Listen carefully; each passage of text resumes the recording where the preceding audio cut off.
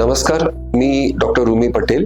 मी आज तुम्हाला एक प्रेग्नन्सीची कॅटेगरी असते ज्याला हाय रिस्क प्रेग्नन्सी म्हणतात. म्हणजे ती प्रेग्नन्सी पेशंटच्या दृष्टीने पण महत्वाची असते आणि ॲज अ गायनेकॉलॉजिस्ट आम्हाला तशा प्रेग्नन्सीजवर जास्त लक्ष द्यावं लागतं. म्हणजे अर्थात ज्या प्रेग्नन्सी बरोबर त्या लेडीजना हृदयाचे प्रॉब्लेम असतील किंवा हाय ब्लड प्रेशर असेल, डायबिटीज असेल, थायरॉइडचा प्रॉब्लेम असेल किंवा ज्या स्त्रियांना पूर्वी खूपदा मिसकॅरेज झालेलं असतं, गर्भाची वाढ बरोबर नाही किंवा ज्यांना अचानक पोटातच मागच्या प्रेग्नन्सीमध्ये बाळाचे ठोके बंद पडलेले आहेत, अशा पेशंट्स जेव्हा परत प्रेग्नंट होतात त्यांना हाय रिस्क प्रेग्नन्सी म्हणतात.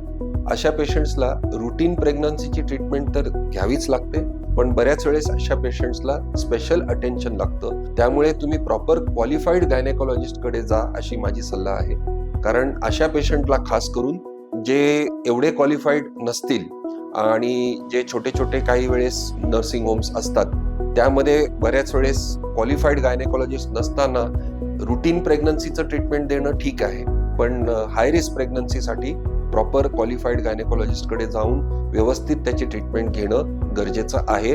तर तुम्हाला सक्सेसफुल प्रेग्नन्सी आणि सक्सेसफुल डिलिव्हरीचा आउटकम मिळू शकेल.